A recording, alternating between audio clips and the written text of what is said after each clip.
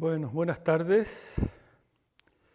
Vamos a hablar sobre un libro concreto, Stefan Zweig, El mundo de ayer, Memorias de un europeo, es este, el libro. Está en esta traducción de John Fontcuberta y Agatha Orzesek, una traducción muy recomendable del libro. Como ustedes sabrán, pues Stefan Zweig es un autor muy conocido, autor de numerosas novelas, biografías, dramas, artículos. Fue uno de los escritores más populares y más conocidos y más reconocidos en los años 20 y 30 y también después y también hoy. Autor de novelas como Amok, Momentos estelares de la humanidad, María Antonieta, la biografía, o Fouché, otra biografía muy conocida. Libros que tantos y tantos han leído y siguen leyendo. Particularmente cuando se inicia uno en la literatura, lee Stefan Zweig. Y en un tiempo, en un momento, en una época de penuria y de persecución, Stefan Zweig escribió este libro, que la editorial Berman Fischer luego publicó 2 años después de su muerte, póstumamente pues, en Estocolmo.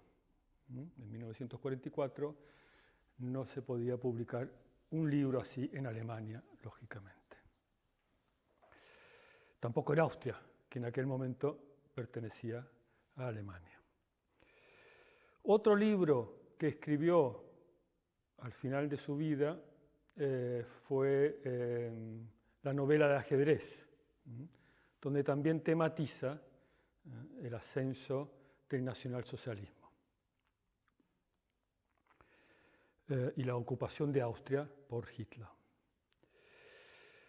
Así que, como sabrán, Zweig, que era judío, nacido en Viena en 1881, tengan presente esa fecha, 1881, piensen en esos años, cuántas personas, cuántos escritores importantes nacieron, ¿no? James Joyce, 1882, Virginia Woolf, 1882, Franz Kafka, 1883, Stefan Zweig, 1881. En esa fecha nacieron estos grandes autores. Y Zweig se marchó de Austria en 1934, cuando ya veía lo que iba a venir en su país, y se marchó primero a Inglaterra y luego a Brasil, en 1940. Y allí, lejos de su patria espiritual Europa, esto lo dice él, lejos de su patria espiritual Europa, se suicidó 2 años después, en 1942, en febrero de 1942. Se suicidó junto con quien era su esposa, su segunda esposa, Lotte Altmann. Y en esos años, entre Inglaterra, Brasil, escribió este libro, El mundo de ayer, Memorias de un europeo. Un título nostálgico. Es un libro autobiográfico en el que, sin embargo, apenas aparece la vida privada de Stefan Zweig. Un libro que es además una galería de personalidades. No hay página en que no aparezcan nombres de músicos, de artistas, de dramaturgos, de intelectuales de la época a la que él, Stefan Zweig, conoció, ¿no? Así que está Theodor Herzl, ¿no? El creador y fundador del sionismo. Está Hofmannsthal, el poeta Hofmannsthal. Está Freud, está el poeta Rilke, Verhaeren, el poeta belga, Romain Rolland, con quien tuvo una gran amistad. Albert Einstein también aparece. Toda esta galería de personajes, personalidades, aparecen pues en este libro. Curiosamente, en ningún momento menciona por su nombre a sus dos esposas, a Friederike Burger y Lotte Altmann, pues no aparecen nombradas. Tampoco aparecen amigos suyos más cercanos. Es decir, no aparecen amistades que no fuesen literarias o artísticas o intelectuales, y estas amistades literarias, artísticas o intelectuales, quizás no eran amistades íntimas, muy cercanas. Él lo que hace es, él se ve más bien como un testigo, así se define él, como un testigo de la época, ¿no? Como el corifeo de una élite intelectual y literaria, como portavoz, esta también es una palabra que usa él, portavoz de una generación.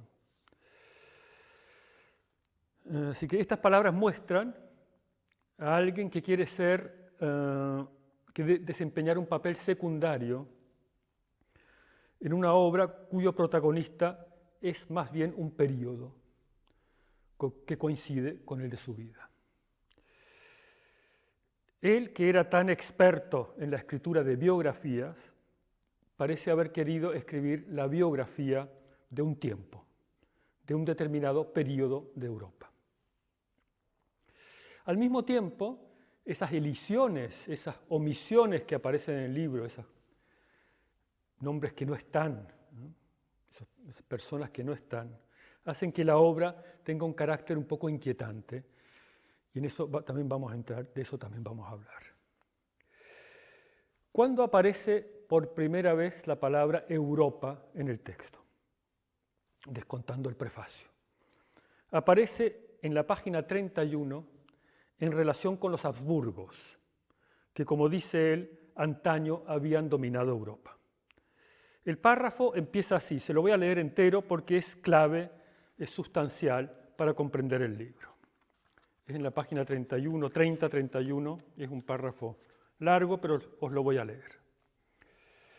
En ninguna otra ciudad europea el afán de cultura fue tan apasionado como en Viena.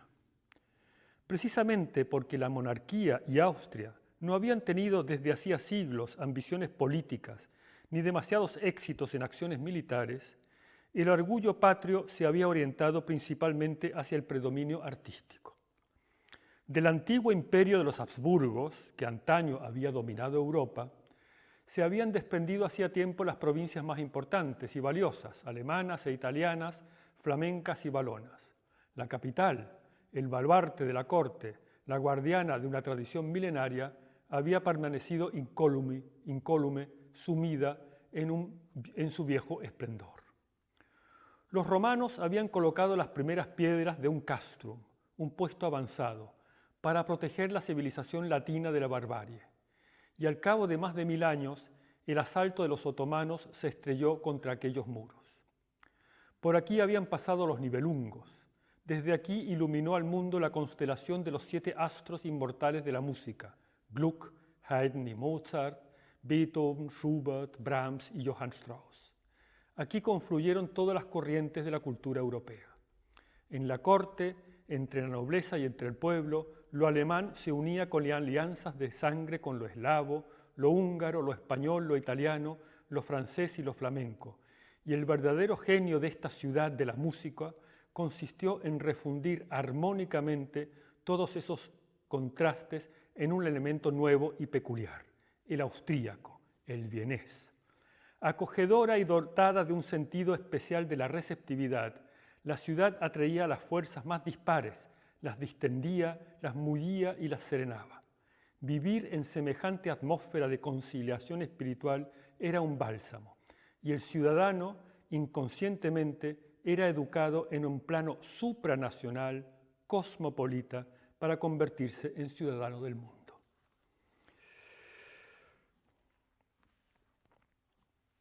Una y otra vez aparecen estos conceptos, en estos vamos a entrar, ¿no? Es decir, frases, por ejemplo, como, otra vez, un poco más adelante, esta ciudad cuyo sentido y cultura consistían precisamente en el encuentro de elementos de lo más heterogéneos, en su supranacionalidad.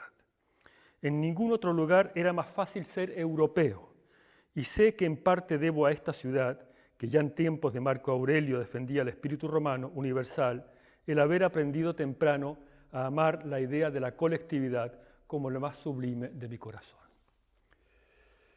También habla Zweig en esas páginas iniciales sobre lo que representaba ser judío en Viena. Los judíos, dice él, desde siempre habían amado a esta ciudad y se habían aclimatado a ella con toda su alma, pero a través de su amor por el arte se sintieron ciudadanos de pleno derecho y auténticos vieneses. El primer capítulo del libro se titula El mundo de la seguridad. Dice Zweig: si busco una fórmula práctica para definir la época de antes de la Primera Guerra Mundial, la época en que nací y me crié, confío en haber encontrado la más concisa al decir que fue la edad de oro de la seguridad. Esa es la primera frase. Y ahí vemos ya en esa primera frase del primer capítulo una muy lograda imbricación entre el yo y el tiempo, la época en que nací y me crié, ¿no? Es decir, en el fondo, ese pequeño inciso no es necesario. Se podría decir, si busco una fórmula práctica para definir la época de antes de la Primera Guerra Mundial, confío en haber encontrado la más concisa al decir que fue la edad de oro de la seguridad. Pero él incluye ese pequeño inciso, la época en que nací y me crié. Lo que caracterizaba ese mundo de ayer, insiste una y otra vez Zweig, era la seguridad. El mundo de ayer, cuando él habla del mundo de ayer, habla de la época anterior a la Primera Guerra Mundial. Lo que caracterizaba a esa época era la seguridad, y lo que la caracterizaba además era el cosmopolitismo, que enseguida aparece también como algo propio de su familia. Mi madre, dice él, de soltera Bretauer, era de procedencia distinta, cosmopolita. Había nacido en Ancona, en el sur de Italia, y tanto el alemán como el italiano eran sus lenguas maternas. Así que Zweig va mechando con pequeños incisos en los que hace presencia el yo, eso sí, sin que nunca llegue a ser una biografía personal. En un principio, Zweig quiso titular su obra Mis tres vidas, que se correspondían con las tres partes del libro. La primera parte, el periodo anterior a la Primera Guerra Mundial, la segunda parte, los años 20, y una tercera parte que se corresponde con su exilio.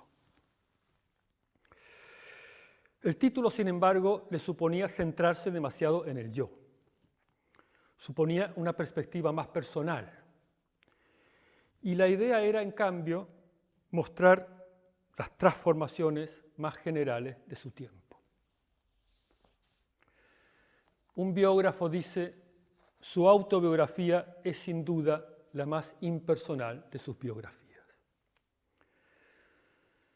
Tiene 16 capítulos, donde habla de su infancia y juventud en Viena, sus años de formación y viajes y estancias en el extranjero, en Londres, en París, luego la Primera Guerra Mundial, luego los años que él pasó en Salzburgo, él se compra una casa en Salzburgo, vive allí, esos son los años 20, y luego su exilio en Inglaterra.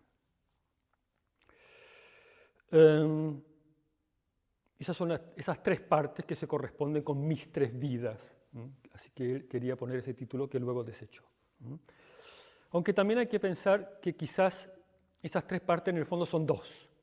Una, el mundo de ayer, que llega hasta la hecatombe de la Primera Guerra Mundial, y luego una segunda parte que es el descenso y que va hasta el ascenso al poder del nacionalsocialismo y su exilio, la persecución, etc. Así que, en el fondo, este libro es el relato de un descenso, ¿no? De una caída. El estilo del libro. El estilo tiene muchas de las características del estilo de Stefan Zweig, ¿no? Tiene un estilo a veces redundante, a veces repetitivo, un recurso de gestos retóricos que le gustan. Tengo, por ejemplo, aquí un ejemplo.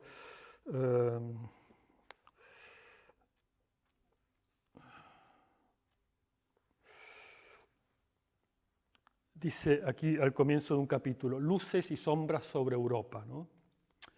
Dice, había vivido 10 años del nuevo siglo y había visto la India, una parte de América y África. Empecé a mirar a nuestra Europa con alegría renovada, más sabia. Nunca he amado tanto nuestro viejo mundo como en los últimos años antes de la Primera Guerra Mundial. Nunca he confiado tanto en la unidad de Europa. Nunca he creído tanto en su futuro como en aquella época.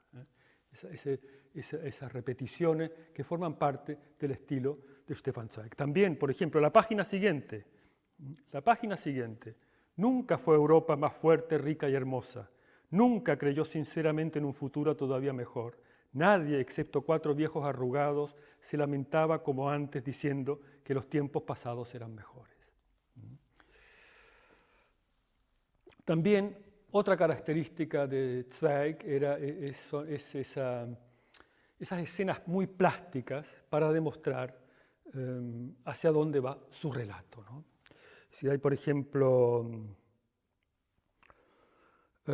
antes de la Primera Guerra Mundial, algunos momentos inquietantes, preocupantes que se están produciendo, a los que él no presta en ese momento suficiente atención, pero luego se da cuenta de que allí ya había elementos que auguraban luego el estallido de la guerra, ¿no? Entonces ahí narra, por ejemplo,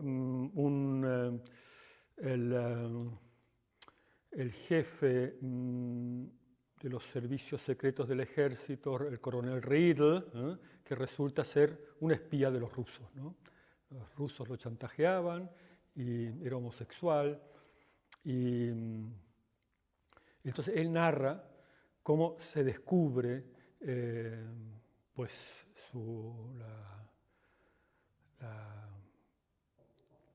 el hecho de que este coronel Riedl era un espía, ¿no? Y incluso Zweig dice, él conoció a Riedl porque coincidían en un café determinado en Viena, en el café Kaiserhof, ¿no? Entonces, siempre una relación incluso personal con estos personajes que en realidad en el fondo no tienen mucho que ver con su vida. Riedl no tenía nada que ver con su vida, pero sí lo había visto, había coincidido con él en ese café, ¿no?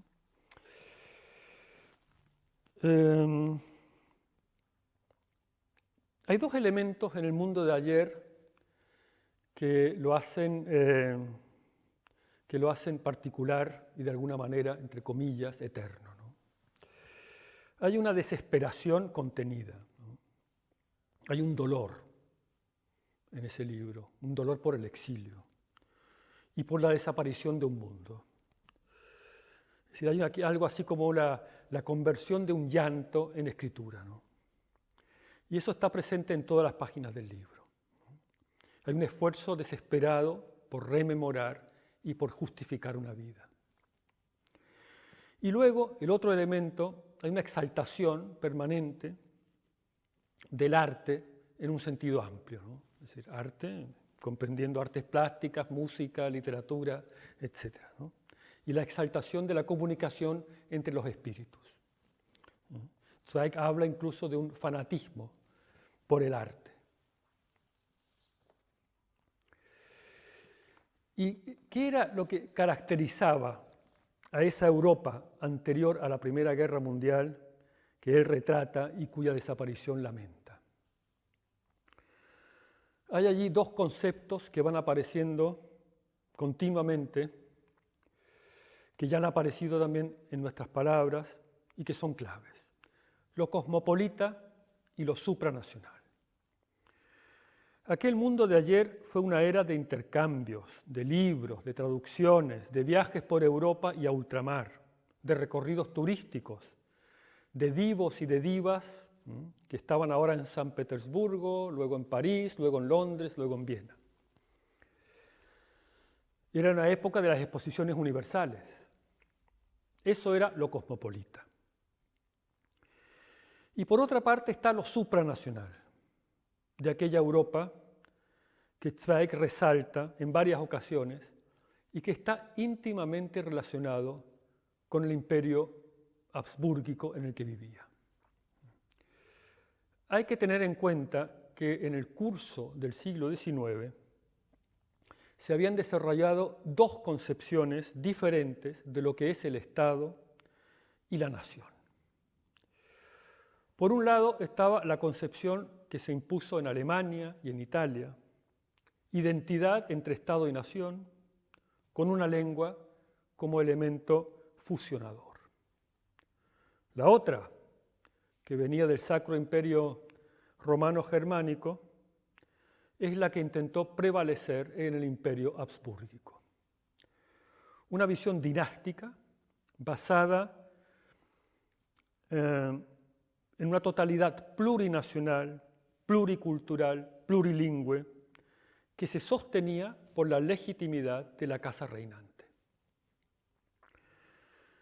Según el censo de 1910, el imperio tenía 50 millones de habitantes. Y de los habitantes, 12 millones daban como lengua el alemán, 10 el húngaro, más de 6 el checo, 5 el polaco, 4 el serbio o el croata, 4 también el ucraniano, y así sucesivamente. Había italiano, había eslovaco, esloveno, rumano, todo eso dentro del imperio. Llama la atención, por cierto, que en ese censo de 1910 no aparezca el yiddish, que se hablaba mucho. Pero es que la mayoría de los 2 millones de judíos que vivían en el imperio en aquella época daban como su lengua o el alemán en la parte, digamos, austríaca del imperio, o el húngaro en la parte húngara. ¿Y quiénes eran los que sostenían en sus escritos esa idea habsbúrgica y supranacional? Muchos de sus defensores vivían en las provincias, en Bohemia, en Galicia, en la Bucovina, en Eslovenia. Y muchos eran autores judíos, asimilados. Se ha sugerido que la pasión de Hugo von Hofmannsthal o de Stefan Zweig o de Joseph Roth por esa supranacionalidad habsbúrgica se debía al hecho de que fueran de origen judío. Un escritor austríaco, Manes Speaba, que nació en lo que entonces era Galicia, hoy está en Ucrania, cuenta en sus memorias que una mañana, aquí lo cito, una mañana temprano vi por primera vez a mi padre sollozar. Se había puesto las filacterias en torno a los brazos para rezar, pero el llanto interrumpía la plegaria una y otra vez. El emperador Francisco José acababa de morir, a los 86 años, después de reinar durante 68. Cuando mi padre se dio cuenta de que la noticia de esa muerte no me afectaba sobremanera, me dijo con énfasis: con él acaba Austria. Ha sido un buen emperador para nosotros. A partir de ahora todo es incierto. Para nosotros los judíos es una gran desgracia. Cierro la cita. Y hay que decir que en efecto lo fue. Esto ocurrió en 1916. Y es esto también lo que expresa el mundo de ayer. Ese mundo amalgamado también por la espiritualidad judía y por la asimilación e integración judía, dejaba allí de existir. El poeta Hugo von Hofmannsthal escribió en los años de la Primera Guerra Mundial varios textos en los que defendía esa idea supranacional de Austria como modelo para Europa y manifestaba una profunda desconfianza respecto a los procesos de identidad nacional. En ese sentido, la defensa del modelo habsbúrgico era al mismo tiempo la expresión de un temor y de una utopía. Todos esos ensayos políticos que escribió Hugo von Hofmannsthal en aquellos años, 1914, 1919, conforman una unidad que se desmarca de las posturas chauvinistas y nacionalistas de los escritores alemanes que escribían por esas mismas fechas, ¿no? Y defiende e ilustra una idea de Austria, insistiendo en la dimensión europea del concepto. Precisamente en ese periodo, cuando se hunde el imperio, precisamente en ese momento es cuando florece el mito habsbúrgico como modelo de una convivencia supranacional y como un modelo para Europa. Lo importante para nosotros, que estamos hablando de este libro de Stefan Zweig, es que esa visión de Zweig de aquel tiempo responde a ese patrón mítico, habsbúrgico y supranacional, al que añade ese otro elemento cosmopolita. Y ese patrón enriquecido, por así decirlo, esa idea y ese mito, se han mantenido y se han fortalecido en los últimos tiempos. Tenemos, por ejemplo, un libro que ha tenido bastante éxito en los últimos años, que se titula La liebre con ojos de ámbar, de Edmund de Waal, que a veces parece repetir el esquema del mundo de ayer de Stefan Zweig. O tenemos otro libro muy interesante, Los europeos, de Orlando Fages. En todos ellos están presentes esos elementos clave del mundo de ayer, lo supranacional y lo cosmopolita. Y en todos ellos está lo que rescata aquel periodo, lo que redime aquel periodo, que es el arte. El arte, la pasión por el arte en un sentido lato, en un sentido amplio.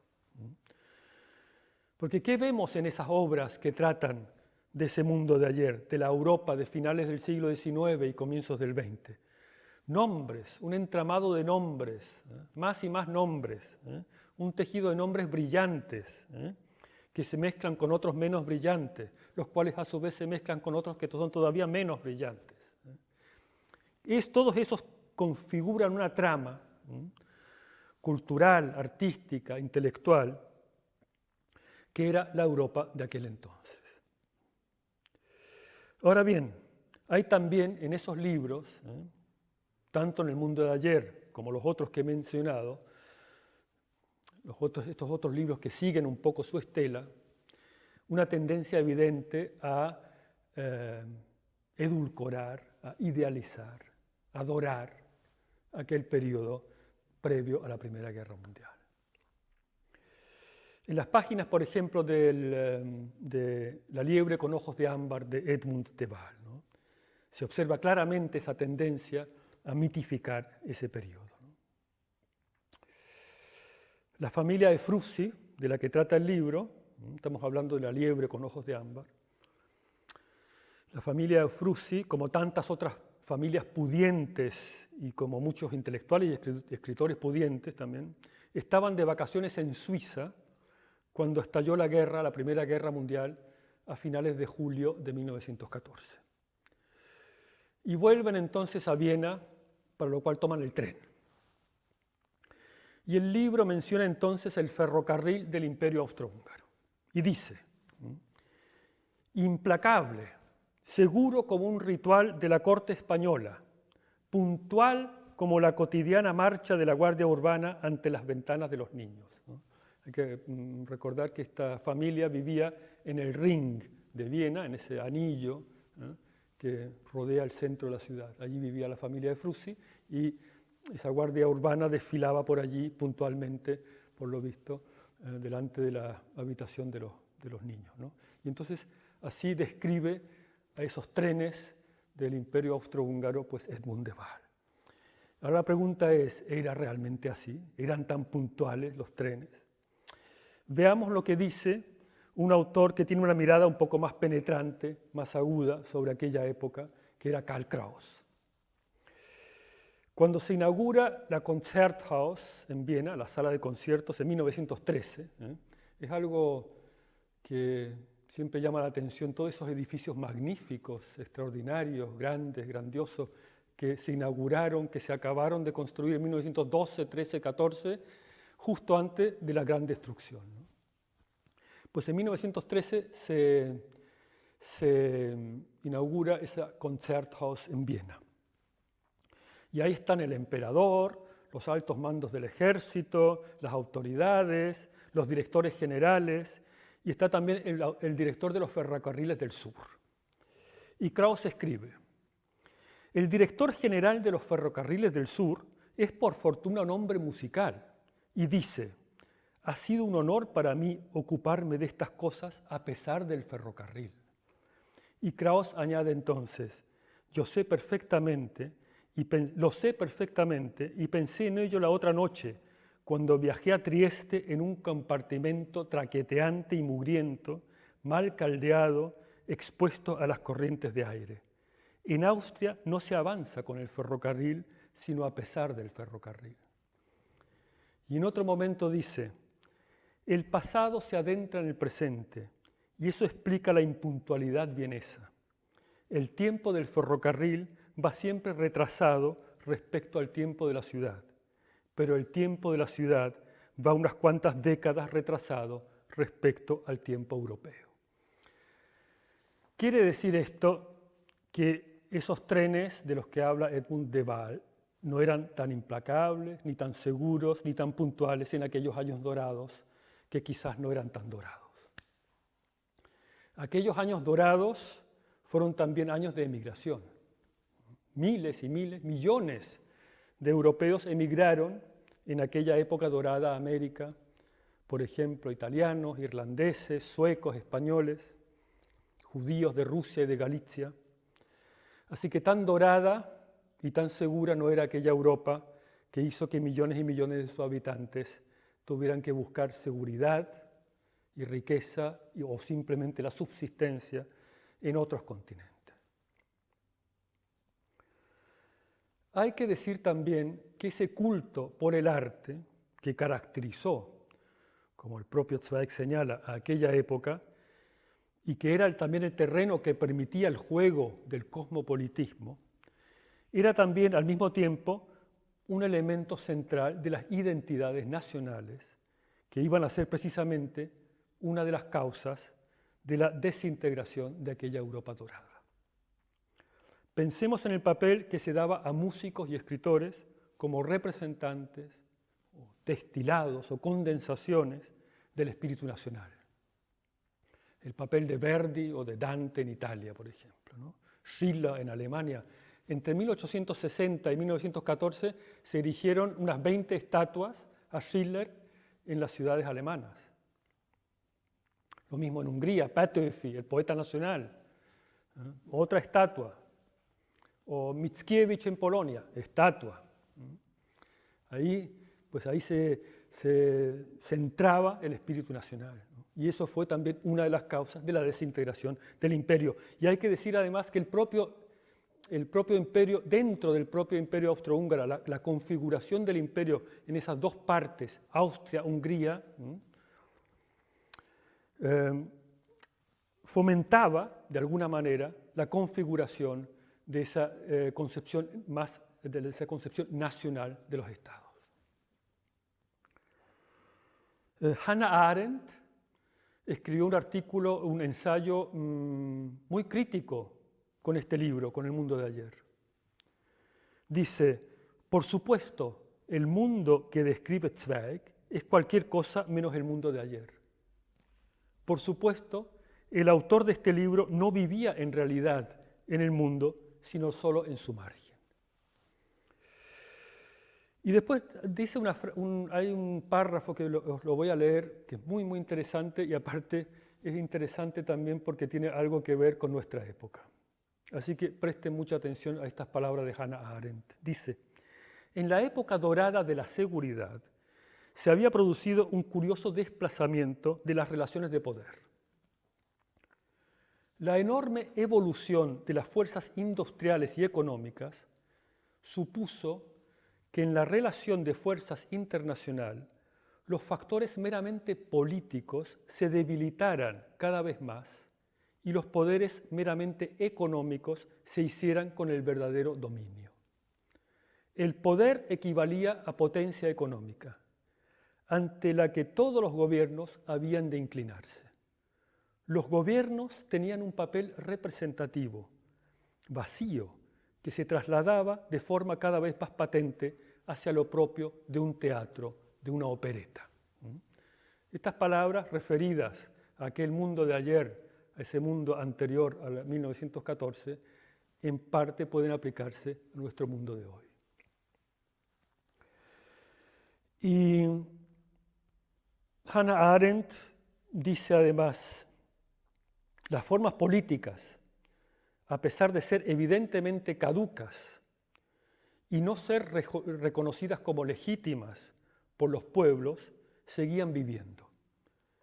En Rusia, el despotismo anacrónico. En Austria, la burocracia corrupta de los Habsburgos. En Alemania, el régimen militar y atontado de los hidalgos, odiado tanto por la clase obrera como por la burguesía liberal. En Francia, la Tercera República, a pesar de todas sus crisis. Así que, como ven, ese mundo de ayer que describe Zweig, que existió, lo que describe él existió, pero no del todo tal como él lo describe. Hemos dicho que hay algo inquietante en estas memorias.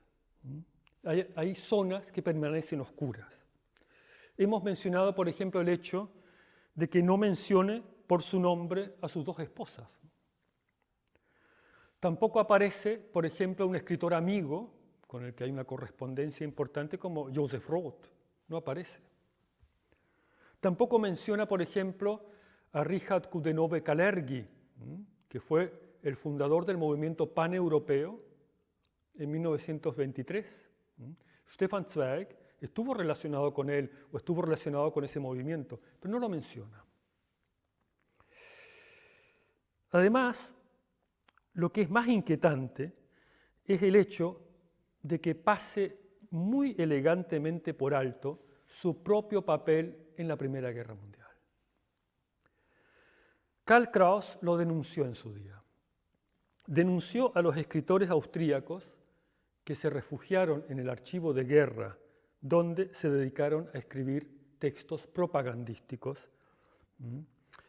que el poeta Rilke definió como un abuso avieso e irresponsable de la actividad de escribir. Allí estuvo también Stefan Zweig. Él estuvo allí trabajando entre las 9 de la mañana y las 3 de la tarde, en ese archivo de guerra donde se fabricaban textos propagandísticos. Hay documentados los partes suyos, ¿no?, de esa época, ¿no?, donde él escribe lo que ha trabajado y lo que ha entregado, ¿no?, en ese tiempo. Y sobre eso apenas menciona nada, ¿no?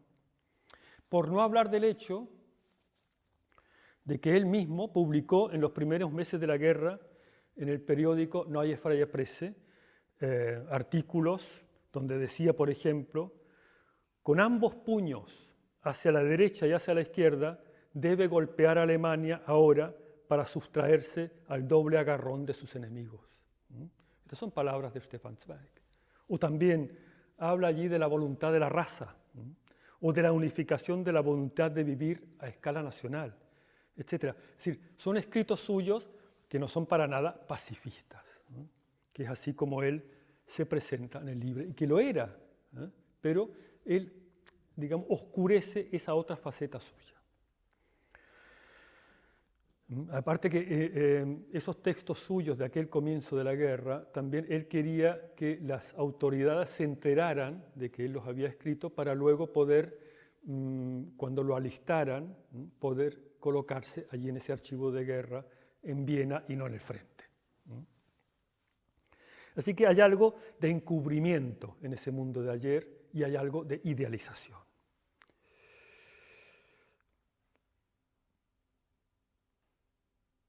Lo esencial es que Zweig, con este libro, inaugura una visión de aquel periodo como una totalidad, ¿no?, como una totalidad prácticamente carente de conflictos, también en ese mundo en el que se centra, que es el mundo de la cultura. Así que tenemos ese elemento de idealización, de embellecimiento también de la propia vida del autor. Y por otro lado está ese dolor, el sufrimiento por el mundo perdido. y por la crisis de Europa. Porque lo que sí refleja Zweig en este libro es la crisis. Una crisis de Europa. Así que más que reflejar ese mundo de ayer, lo que él refleja es la crisis, esa ruptura que se ha producido y que él está viviendo en esos años finales de los 30, primer año de 1940, de la década de los 40, que él en ese momento escribe el libro. Y desde allí ve él aquel mundo de la seguridad, entre comillas, que él describe. Esto es lo importante. ¿Desde qué momento, desde qué óptica escribe él, rememora él aquel periodo? Esto es importante. La reivindicación de Europa se produce en momentos de crisis.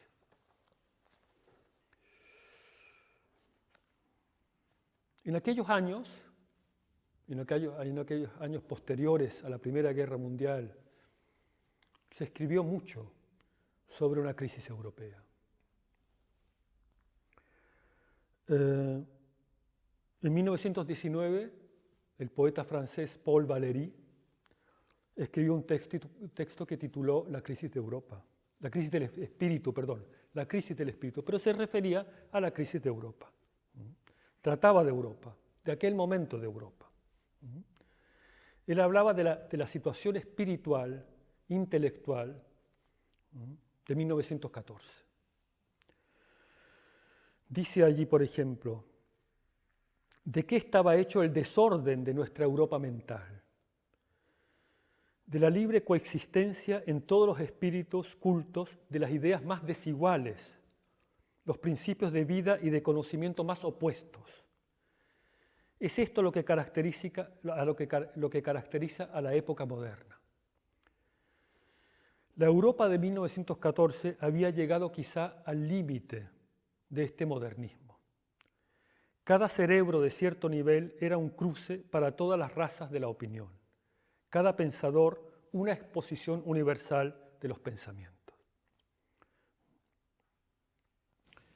Y Valéry sitúa Europa como definida por Atenas, por Roma y por Jerusalén. Dice allí: estas son, a mi juicio, las tres condiciones esenciales que definen a un verdadero europeo. Allí donde los nombres de César, de Gallo, de Trajano y de Virgilio, allí donde los nombres de Moisés y de San Pablo, allí donde los nombres de Aristóteles, de Platón y de Euclides han tenido una significación y una autoridad simultáneas, allí está Europa. En las reflexiones de Valéry ocupa un papel central la figura de Hamlet. Hamlet, con sus dudas, con sus desvaríos, con su cansancio, con sus aplazamientos. Todo eso constituye la fecundidad del pensamiento europeo para Valéry, pero suponen también un peligro. Valéry, a través de la figura de Hamlet, muestra esas dos caras de Europa. Un continente brillante y refinado y a la vez cansado y decadente.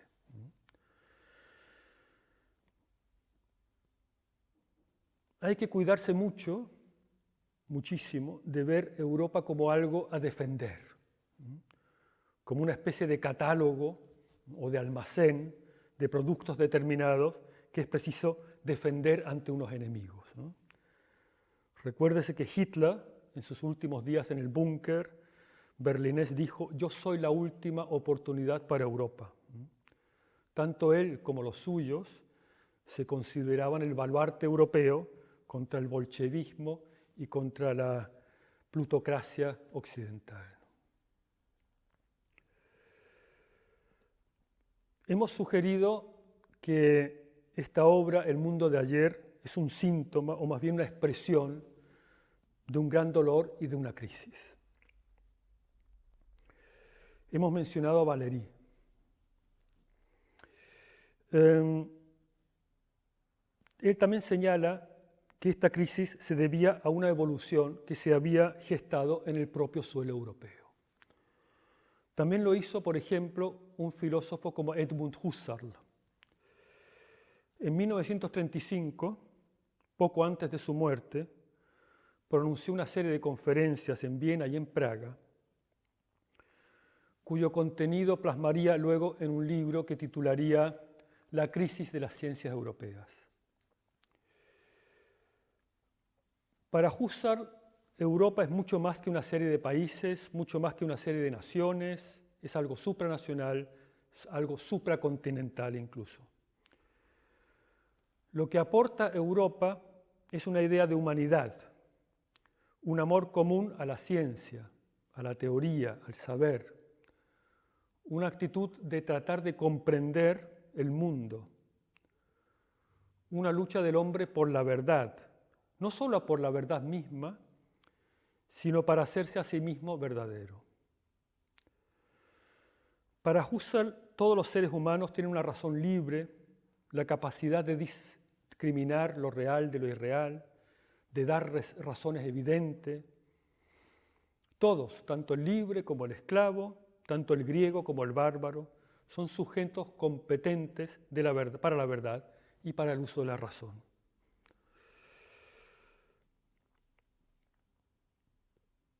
Husserl defiende un universalismo en contraposición a los particularismos, a los nacionalismos. La crisis se debía, según él, a que esa búsqueda de la verdad se había especializado, se había recluido y reducido a la razón exacta, a las ciencias de la naturaleza, a la física y a la química. Y el saber relativo al espíritu, a lo propiamente humano, quedaba relegado, disminuido. Quedaban fuera las preguntas importantes: ¿qué es el yo? ¿Cuál es el sentido de mi vida? Quedaban fuera el acercamiento a las respuestas válidas, supratemporales a estas preguntas.